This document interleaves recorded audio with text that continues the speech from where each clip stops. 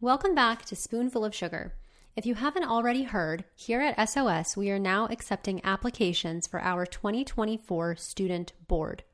We are looking for interested medical students who have taken USMLE Step 1 to fill in both chair and member positions within our 4 subcommittees. This is an excellent opportunity to get experience in a leadership position, connect with medical students globally, and have a true impact on medical education, since the students selected to be on this board will essentially be in charge of producing the next season of Spoonful of Sugar. If you're interested in applying, please visit spoonfulofsugar.org/apply for more information. I look forward to reviewing your applications. Now, let's get into today's episode. I'm excited to introduce to you our newest team member, Bilal Rana, a third-year medical student at Western University of Health Sciences in Pomona, California. Today we'll be reviewing mood disorders. Hope you enjoy. Hello, future doctors. You're tuning into Spoonful of Sugar, the podcast made for med students by med students, where we break down complex medical topics into bite-sized pieces for your success. I'm your host, Bilal Rana, an MS3 at Western U, and today we are deep diving into a crucial topic for the STEP and complex, mood disorders. Alright, before we jump into the nitty-gritty of mood disorders, let's set the stage. Recall that mood disorders are a group of psychiatric conditions characterized by disturbances in a person's emotional state, affecting their mood, energy levels, and daily functioning. Examiners really like to go after the functioning aspects, so I'll be sure to clarify that throughout this episode. This is a particularly high-yield area for the purposes of board exams, but also life, as according to a Harvard Medical School study, approximately 21% of U.S. adults experience a mood disorder at some point in their lives. No, that's not a fact you need to know, but I hope that allows us to appreciate this topic just a bit more. First things first, let's outline the main types of mood disorders that you'll need to know for the exam, and then we'll transition to a more Q&A format. We'll be talking about Major Depressive Disorder, Bipolar Disorder, Persistent Depressive Disorder, Cyclothymic Disorder, Adjustment Disorder. We'll also talk about the differences between normal and pathologic grief, as well as clarify the differences between postpartum blues, depression, and psychosis.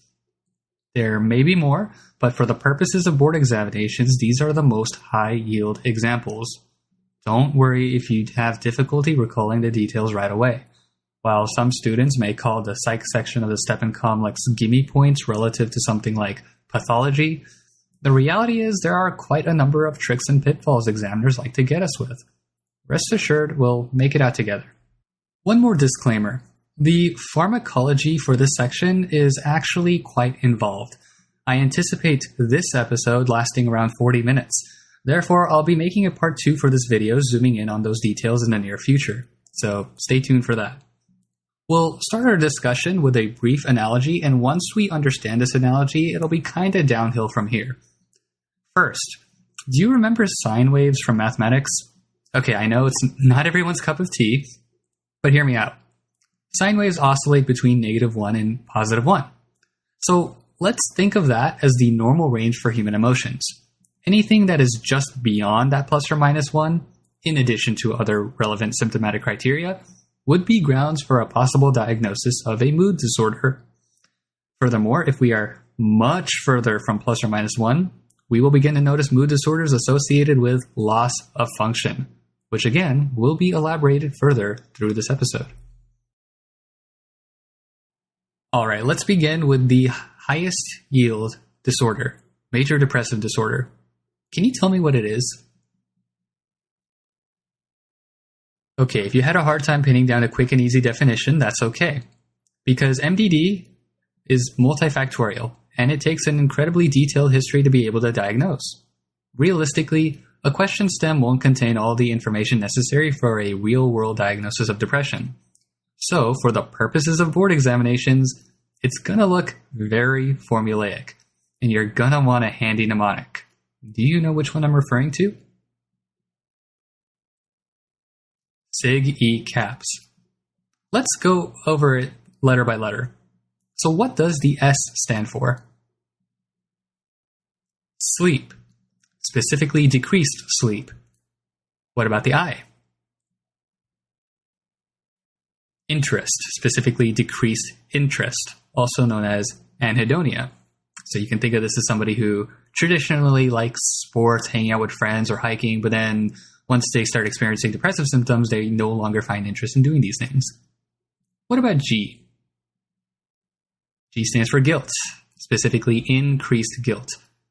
So of the Siggy CAPS mnemonics, I know we haven't gone through all of them yet, G is the only one that you'll see an increase in. You'll only see an increase in guilt. Everything else will be decreased. The E stands for energy. And kind of as I hinted to earlier, this is going to be decreased energy. What about C? Concentration. Okay, so concentration is decreasing. And then A, appetite. We have decreased appetite. P stands for psychomotor retardation, so slower body movements. And last but certainly not least, the last S stands for suicidal ideations. Pretty common in folks with major depressive disorder. However, I do want to note something about this. They may not always use this in the question stem. And in my own experience, I've hardly seen suicidal ideation being used as one of the symptoms in the question stem. But don't let it throw you off if they do use it. We don't want you to lose free points. So how many of these Siggy CAPS criteria do we need in order to make a diagnosis of major depressive disorder? So most sources are going to tell you 5 or more, with at least one of them being depression or anhedonia. I should also note that these Siggy CAPS criteria are what often lead to loss of function, which is something examiners like to hone in on. Okay, let's talk about that. Essentially, loss of function refers to the fact that the patient is no longer going about their day-to-day routine in a productive, peaceful, and purposeful manner. Some examples could be a diminished ability to perform activities of daily living, difficulty forming and maintaining interpersonal relationships, and a compromised ability to work a job properly. These are just some of the few examples you might be seeing. A quick side note, on your exam, it's not in your best interest to meticulously count the number of Siggy CAPS criteria seen in the question stem. You don't want to go in there and say, oh, there's 4 criteria, there's 6 criteria. Not really what you should be doing. The idea here is that it'll be obvious enough that the criteria are met. Your job is going to be just recognizing them. Hence why knowing the Siggy CAPS mnemonic is going to be gold for the purposes of exams. And we'll go over some practice scenarios in the end to kind of hammer this down. Now, as far as treatment goes, I said I'd be leaving pharmacology to a second section, but I'd like to at least briefly introduce it, given how high yield it is. So that way, if you're only watching this video, at least you get something out of it. So the first line treatment for depression, can you tell me what that would be? SSRIs, selective serotonin reuptake inhibitors. And some examples of SSRIs can be citalopram, escitalopram, fluoxetine, fluvoxamine, paroxetine, and sertraline. Now, what is second line? So there are 2 second lines, actually. You can look at SNRIs and TCAs. So those are your selective norepinephrine reuptake inhibitors and your tricyclic antidepressants. And both of them have something in common. They treat another pathology, another symptom that the patient might be experiencing. Do you know which one I'm referring to? Sorry if this question is vague. Neuropathy. So on a question stem, if you see a patient, coming in with symptoms of depression, but they're also having symptoms of neuropathy, usually you're going to give them an SNRI or a TCA. Some big examples that you're going to be wanting to know, venlafaxine and duloxetine. Now, I know I mentioned fluoxetine earlier, fluoxetine, duloxetine. These often get confused quite a lot, but just remember, duloxetine, do not confuse with fluoxetine. And I think of the D in duloxetine, I think of dos, like the number 2 in Spanish. So it kind of helps me remember that it's second line. And the dos also helps me remember that it helps treat 2 things, the depression and the neuropathy. So hopefully that helps a little bit. You also have your tertiary tricyclic antidepressants. So that would be your imipramine, amitriptyline, and clomipramine, as well as your secondary tricyclic antidepressants. These are nortriptyline and desipramine. Again, not going to go into too many details here. I just wanted to introduce them. And as a bonus, I'd like to mention treatments for atypical depression. There are two. Do you know which two can work for atypical depression? So those would be your monoamine oxidase inhibitors and your SSRIs. So examples of monoamine oxidase inhibitors would be phenelzine, tranylcypramine, isocarboxazid, and selegiline. Now, what is atypical depression? So it's just like Siggy Caps, but it's different. So you would experience, or you would see rather, hyperphagia instead of loss of appetite. You'd see hypersomnia instead of loss of sleep. And you'd see this interesting feature called mood reactivity. Do you know what that is?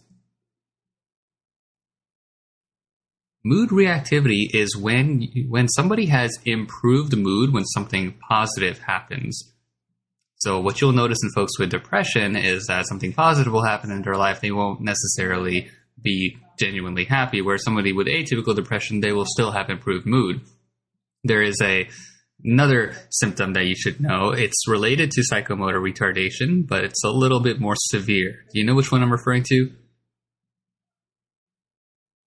Right, so this is leaden paralysis. It's essentially the same thing as psychomotor retardation, but patients will often complain of really heavy limbs. And then there's one more feature of atypical depression, I'll just share it with you. That's sensitivity to rejection.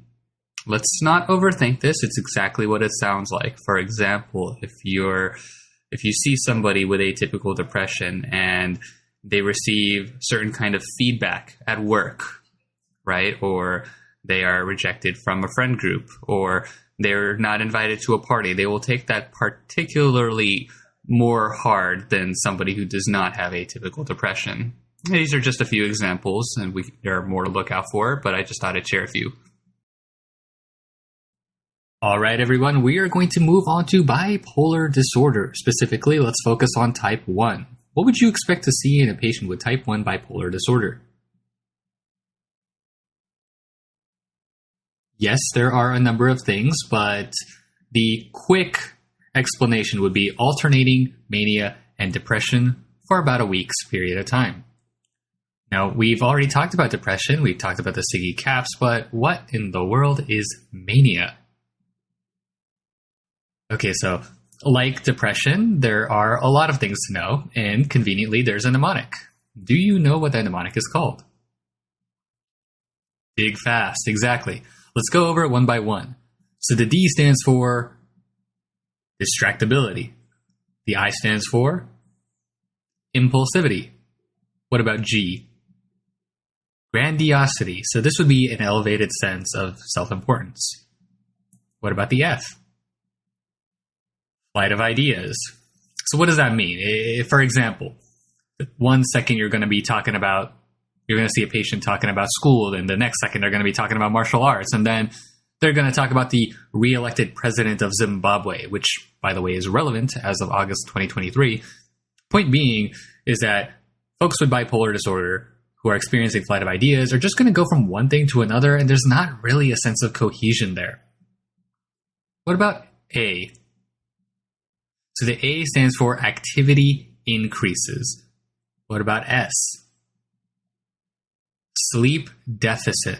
Okay, now this might be similar to Siggy Caps. I know we talked about sleep issues with depression, but this is a little different because unlike depression where patients tend to feel fatigued, here, despite the sleep deficit, they're feeling just fine. I mean, they could go 3 hours, 2 hours of sleep over the course of a week and not feel much of it.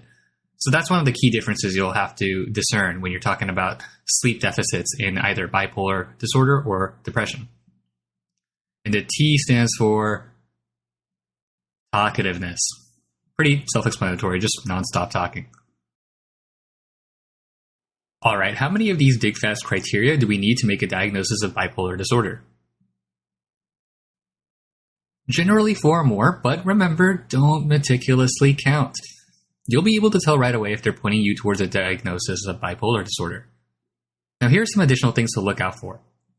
Mania may be accompanied by risky or inappropriate behavior. Important point, severe mania is sometimes accompanied by psychosis. Now, what is psychosis? Psychosis includes things such as hallucinations or delusions. It's kind of an umbrella. Hallucinations, that you can kind of see or hear things that are not there. But what are delusions? Delusions, as people define it, are false beliefs that are inconsistent with reality. Okay, so this is perhaps better explained by some examples. So, for instance, someone falsely believes that Anderson Cooper is talking to them directly over the TV, despite him obviously addressing the nation. And for those who don't know, Anderson Cooper is a news anchor. Another example is someone believing that their neighbor is plotting to harm them in some way, despite no evidence pointing in that direction. That's the key point. No evidence pointing in that direction. One more example, just to round things off, and this is silly, but it'll probably help you remember. Think about an Italian man who is needlessly doomsday prepping for fear that the Swiss army will plan a surprise attack on their hometown. Despite Switzerland's commitment to neutrality, having not fought a war since 1847, not to mention that it was a civil war, so they were fighting among themselves. I know, bit far off from medicine. But I hope this helped you hammer the high yield point. And what is that high yield point? That delusions involve thoughts which have little to no basis in reality. And one more thing I want to mention. This dig fast mnemonic, it might seem mild. Oh, distractibility, impulsivity. Everybody gets that, right? But not quite. Understand that when we're talking about bipolar type 1, we're talking about patients with manic episodes. And patients who are experiencing manic episodes almost have a complete loss of function. Sometimes they even require hospitalization, practically losing their mind, marbles falling off their rocker, so to speak. So on your exam, what you're going to do is you're going to look out for something that is very out of the ordinary to help clue you into a diagnosis of bipolar 1. I assure you it won't be as ambiguous as you think. And what about treatment? What do we do for treatment for bipolar 1? So it's a twofold treatment. You're looking at mood stabilizers as well as antipsychotics. So some examples of mood stabilizers are lithium, valproate, carbamazepine, lamotrigine. And for antipsychotics, think of ziprasidone, quetiapine, risperidone, aripiprazole, and haloperidol. Quick note about aripiprazole. It's not omeprazole. Just because it has prazole in the end of its name, that means it does not make it a PPI. Aripiprazole is for antipsychotics and omeprazole is for PPIs. Please don't get those twisted. All right, and moving right along to bipolar type 2. What will we expect to see in a patient with bipolar type 2? Again, this is pretty open-ended, but what you're going to see is cycling through hypomania and depression for at least 4 days. But what is hypomania? I know we already talked about mania, but what is hypomania? So I want to make this clear. Hypomania also follows the dig fast criteria. The difference is that it is not nearly as severe. I know that's probably not helpful, but with some scenarios this will make more sense. So imagine someone working 40 hours overtime to proactively meet their project deadlines with 3 hours of sleep for just under a week and feeling like their usual self while doing so. Compare that to someone frantically building a space station in their backyard to outcompete NASA in Space Race Part 2 whilst using dangerous equipment and chemicals without protection. Notice how the latter is very clearly detached from reality, whereas the first is rather conceivable but unhealthy. These are the kinds of differences you'll need to be able to discern on your exam. Very rarely will the presentations be ambiguous, but if it does seem that way, you may want to read the question stem a bit more carefully. And what about treatment? What do we do for treating patients with bipolar type 2? All right, so you have your mood stabilizers. Again, that's your lithium, valproate, carbamazepine, lamotrigine. What about the antipsychotics? Right, we are not using antipsychotics. Bipolar type 2 does not have symptoms of psychosis. Good job.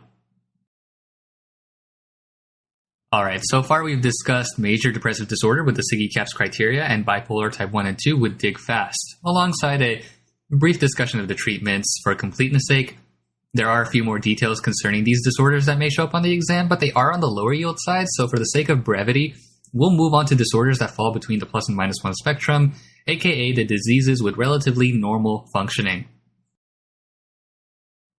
All right, let us begin with persistent depressive disorder. Can you tell me what it is?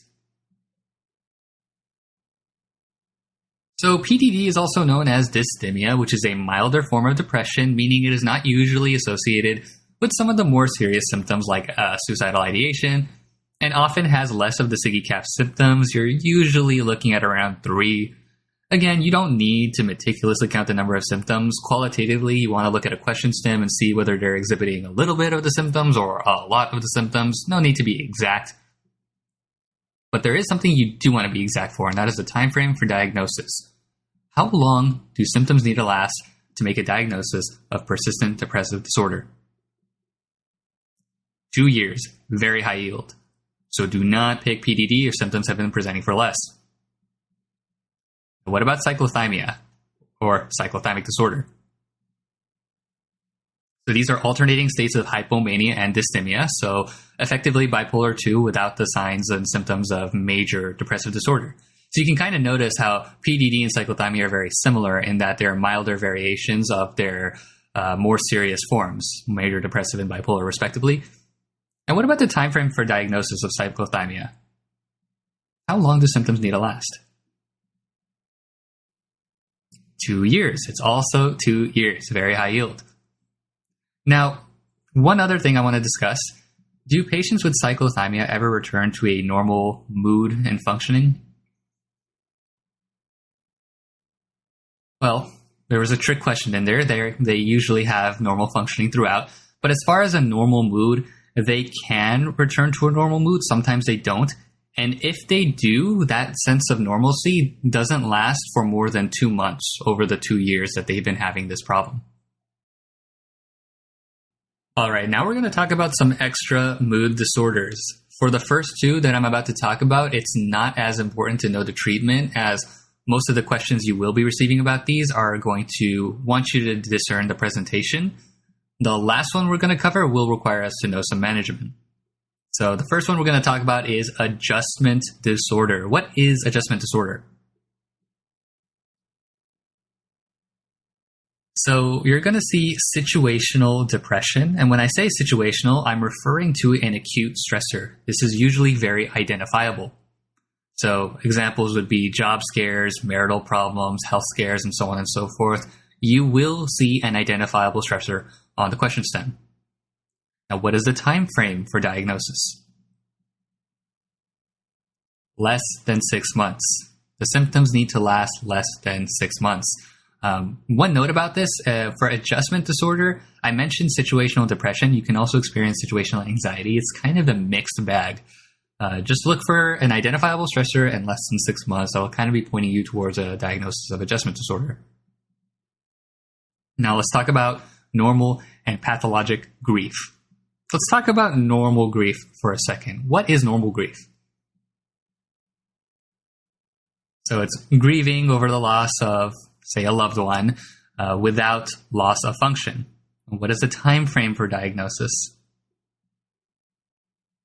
Less than a year. This is really important, okay? If you see either loss of function or the symptoms last for more than a year, then it becomes pathologic grief. And when we are talking about loss of function, what you're going to want to look for are some of the SIGE-CAPS symptoms. They won't show all of them. It may not be all 5+, but it's going to be a bit. It doesn't have to be extensive. I want to hammer this point one more time, though. It's loss of function or greater than a year. It doesn't have to be both. Keep that in the back of your head. All right, and this last one we're going to talk about, it's postpartum blues, depression, and psychosis. So this one's going to require us to know some management. Let's start with the blues. What is the postpartum blues? What are the postpartum blues, rather? Pretty mild symptoms, some sadness after delivering of a baby. Nothing too serious. What about postpartum depression? So the word depression is in there, so that'll probably clue you into the Siggy CAPS criteria, and you'd be correct. And postpartum psychosis, well, we talked about psychosis, hallucinations, delusions. I'm kind of giving the answer right away. This is going to be a lot more noticeable, especially with the examples that we have up ahead. And what about the time frame for diagnosis? So all these symptoms are usually within the first month of delivery, give or take. Now let's talk about the treatment. I said we were going to need to know some management. How do we manage postpartum blues? Nothing. You just observe. Postpartum blues usually goes away on its own, doesn't require treatment. What about postpartum depression? So the word depression is in there. Let's not overthink this. If the word depression is in there, you're usually thinking of first line, SSRIs. Yes. Now, postpartum psychosis. What do you do here? So postpartum psychosis is an emergency of sorts. You gotta hospitalize the mother. You cannot leave the mother alone with the baby, because in postpartum psychosis, usually they are a danger to themselves and the baby, so you're going to need to separate the two. This is very high yield. All right, if you made it this far, congratulations. Give yourself a pat on the back. We're going to be moving on to practice scenarios. This is going to be the best way to learn this material. It's really difficult to learn psych with just definitions didactically. It honestly makes a lot more sense with scenarios, which is why I tried my best to incorporate some scenarios throughout this podcast, and we're just going to go over some more over here. Again, don't feel discouraged if you get any wrong. We're learning together. And here's scenario number 1. A 45-year-old female presents to her primary care physician with difficulty sleeping for the past 4 months. Further questioning reveals her concerns about feeling guilty for mistakes she made in her prior relationship and a decreased ability to focus at work as a result. She no longer enjoys ice skating and hasn't gone to the rink since her symptoms began. Although she reports feeling sad, she denies any suicidal thoughts, but admits to not eating as much or as frequently as she used to. Her physical exam is unremarkable. What is the diagnosis? So, starting it right off with major depressive disorder, remember, I said in the question stem that she denies any suicidal thoughts. This is a pretty common thing that the board examiners will do. I've noticed that a lot of diagnoses of major depressive disorder, for the purposes of exams, they try to mention that they deny any suicidal thoughts. So even though that's one of the Siggy CAPS criteria, don't expect to see it a lot, but if it does show up again, don't want you to lose 3 points. All right, scenario number 2. What if you have a 40-year-old male presenting to his primary care physician with difficulty concentrating at work? He feels like his energy is, quote, not like it used to be for about 3 years or so, unquote, and that if it was, he would have been promoted by now. Although he has not got in trouble by the higher-ups due to his concentration issues, he also hasn't looked impressive to them either and is beginning to lose hope. What is the diagnosis here? All right, so this would be an example of persistent depressive disorder, aka dysthymia. Notice how it's not as severe. I only put 3 of the 5 Siggy CAPS criteria just for completeness sake. So we had difficulty concentrating, lower energy, the idea of losing hope, that's kind of within the Siggy CAPS criteria. So notice you were able to probably you were able to pick it up on it pretty quickly without meticulously counting, oh, are there 3 symptoms? Are there 5 symptoms? And that's really what we're going here. We're trying to look for pattern recognition. Also notice that I kind of buried in the quote that the symptoms have been going for about 3 years or so. Again, the time frame is really important. It's got to be lasting for at least 2 years. All right, next question. A 34-year-old man brought to the ED after being found wandering around the streets talking very rapidly about his plans to build an elevator on the moon. He strongly insists that he's the right one for the job and that everyone else are, quote, intellectually challenged goblins, unquote. He reports sleeping 90 minutes daily and spending his emergency funds on parts for his project. What is the diagnosis?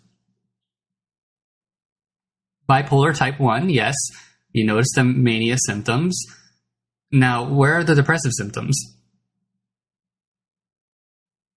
So while bipolar type 1 is also associated with depressive symptoms, they may not always give those. And from my experience, they usually don't give those. So don't expect them to show you both the mania and the depression. Otherwise, the question will be too easy. You know they can't do that. Another thing I want to mention, I mentioned multiple symptoms here. You had the talking rapidly, so that was the talkativeness. You had the sleep deficit, hyperactivity. Spending the emergency funds, that's an example of risky behavior. So those are some things that you want to look out for. Another thing I want to mention is that these types of questions, I know it might have been a little simple in this context, but on the board exam or when you're practicing questions, usually the multiple choice will also throw things at you such as psychosis or schizophrenia, and then you can get really confused. So be sure to try to separate those two. Hopefully I get to make another podcast talking about schizophrenia, schizophreniform disorder, so that way we can kind of distinguish those more easily. All right, next scenario. A 28-year-old woman presents to her gynecologist about 4 days after the delivery of her newborn daughter. She describes experiencing occasional tearfulness and feeling sad several days out of the week. She still takes good care of her baby and has no thoughts of hurting the baby. What is the diagnosis? So this would be postpartum blues. Right. Notice that it wasn't too bad. The symptoms are pretty mild. Now, what if you had a 24-year-old woman presenting to her gynecologist about 5 days after delivery of her newborn son, and now she's experiencing loss of pleasure, appetite, and sleep. She takes care of the baby, but sometimes has thoughts of hurting the baby and feels like she won't be a good mother.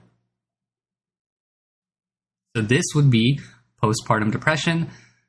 A note about this, I mentioned having thoughts of hurting the baby. That can be kind of a trick, so be careful. It's not quite psychosis. This next example is you have a 31-year-old woman presenting to the gynecologist after being brought by her husband about 6 days after delivery of their newborn son. The husband is telling the gynecologist that his wife has been hearing voices telling her to drown the baby so that the world will be safe. Notice the clear difference in tone here. Postpartum psychosis is severe, it is scary, it requires hospitalization, requires separation from the baby at very high yield. Alrighty, we are about halfway there through the questions. Let's go on to the next one. A 75-year-old female presents to her psychiatrist to establish care. She says she lost her husband of 55 years due to a traumatic car accident 8 months ago. She is tearful when bringing up stories about him and reports that she is ready to pass away to meet her husband in the afterlife. She also admits to seeing him on occasion at the library that they first met at, but doesn't believe that these visions are real. What would the diagnosis be here? So this would be normal grief. Now, what would make this pathologic grief? A few things. So if the symptoms, for example, they lasted for more than a year, she mentioned that she wants to pass away to meet her husband. By contrast, she just wants to die without any real purpose. And you would also notice a few of the CDCAPS criteria. Again, they don't have to meet all 5 out of 9. So an example would be, and since this is more of a guided question, so you kind of already know the answer, you have a 75-year-old female establishing care with a psychiatrist. She lost her husband of 55 years due to a traumatic car accident 8 months ago. She feels guilty rushing him out of the house as he was getting late for work, rather than encouraging him to slow down and arrive in a safe manner. She reports that she wants to, quote, disappear without a trace, unquote, and also mentions having haunting visions of him around the house, which prevents her from sleeping. She also explains that she no longer invites her family over to her home anymore due to fear that her husband's ghost will curse them. Okay, so in this example, I did give quite a number of the CDCAPS criteria. Generally speaking, you won't have all of them, but if you do, that's a bonus. Notice, too, that the timeline for this question was 8 months, but the diagnosis here is still pathologic. So you notice a loss of function with the CDCAPS criteria. That's really important to note. All right, now we have a 20-year-old male presenting to a clinic with symptoms of fatigue.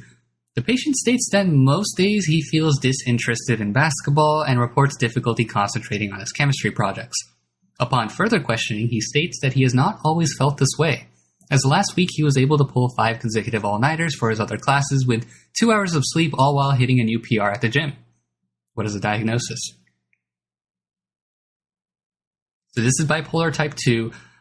Notice here how in the beginning of the question stem, I put symptoms that kind of sound like depression, but then when we moved on to the next part of the question stem, we saw more hypomania. Of course, a lot of you know this by now, but it's just good to reiterate. Be sure to read the whole question stem. It's only going to help you. And note here how the symptoms are hypomanic. Again, this is something that's pretty conceivable, but unhealthy. It's not quite off the rails as you might see in bipolar type 1. All right, we're almost there. Let's go to this next scenario. A 52-year-old female presents to her primary care physician for a routine well visit. She is currently taking levothyroxine for hypothyroidism and reports eating a well-balanced diet. Blood pressure is 127/86, heart rate 62, respirations 15. She is a lifetime non-smoker and drinks wine 2 to 3 times a week with her friends.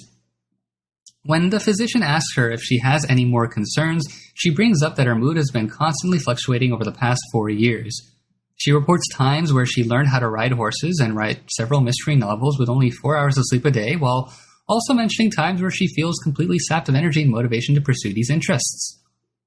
What's the diagnosis here?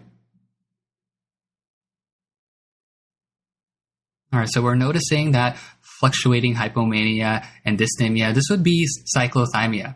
Notice here I didn't necessarily mention the return to normalcy because that doesn't have to happen. But again, if it does, that normalcy usually lasts for less than 2 months over a period of 2 years.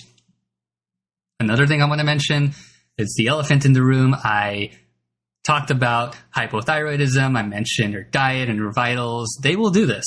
The board examiners will do this. They will throw things at you that you really don't need to answer the question. So it's really helpful, again, to look at the answer choices and see what they're going for. So that way you're not highlighting all this information that you really don't need to answer the question. It's a good way for you to save time. It's an 8-hour exam. It's long. It's tiring. It's stressful. You don't need to fill your head with more things than you already have. Now on to the last scenario. A 64-year-old male is referred to a psychiatrist to discuss his depressive symptoms. He reports he's been feeling this way for the past 5 months due to board discussions at his company that mentioned laying off members at his department.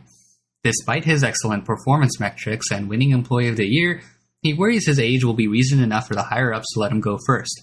He has since lost appetite thinking about his job prospects, but he still plays golf with friends and watches TV to help him de-stress and maintains good relationships with his coworkers. What's the diagnosis here? All right, so you may have done process of elimination, but nevertheless, this is adjustment disorder. Notice the time frame here is he's been experiencing these symptoms for the past 5 months. The time frame is less than 6 months. Notice how the symptoms he's experiencing, I mean, he's been experiencing depressive symptoms, but they aren't as severe as what you would expect for something like major depressive disorder.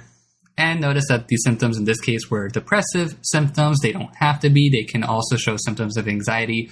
Adjustment disorder isn't exclusive to either or.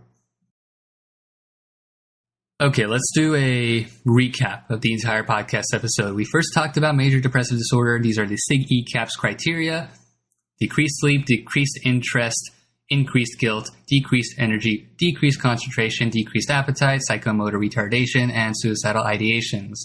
We also talked about persistent depressive disorder, which, unlike having 5 or more symptoms in the major depressive disorder, you're usually looking at around 3, and the time frame for that is 2 years. We made a brief discussion about atypical depression. So this would be hyperphagia, hypersomnia, mood reactivity, leaden paralysis, and sensitivity to rejection. We also talked about bipolar type 1. This is the dig fast: distractibility, impulsivity, grandiosity, flight of ideas, increase in activity, sleep deficit, and talkativeness. You need at least 4 of the symptoms for a diagnosis of bipolar type 1. This is alternating mania and depression. And then you have bipolar type 2, which is alternating hypomania and depression. Think about a workaholic, for example. And then we also talked about cyclothymia, which is an on-off without a sense of normalcy. But if there is, that normalcy usually lasts for less than 2 months over a 2-year time frame. Remember, again, the 2 years, very high yield, and you're looking at alternating hypomania and dysthymia. Adjustment disorder lasts for less than 6 months. It's blended. You can have depressive symptoms. You can have anxious symptoms.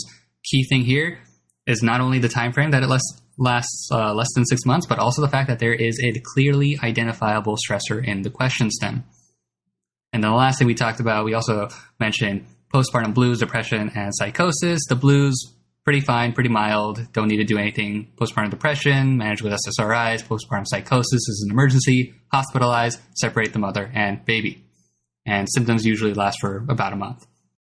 All right, everyone, thank you for tuning into this podcast. If you have any questions, comments, or concerns, please visit our website at spoonfulofsugar.org and post them under the link for this episode. Next time on Spoonful of Sugar, I'll be taking a deep dive into pharmacology relevant to this episode. Good luck with studying, everyone. And remember that if you ever have an SOS moment while studying, Spoonful of Sugar is always here to help the medicine go down.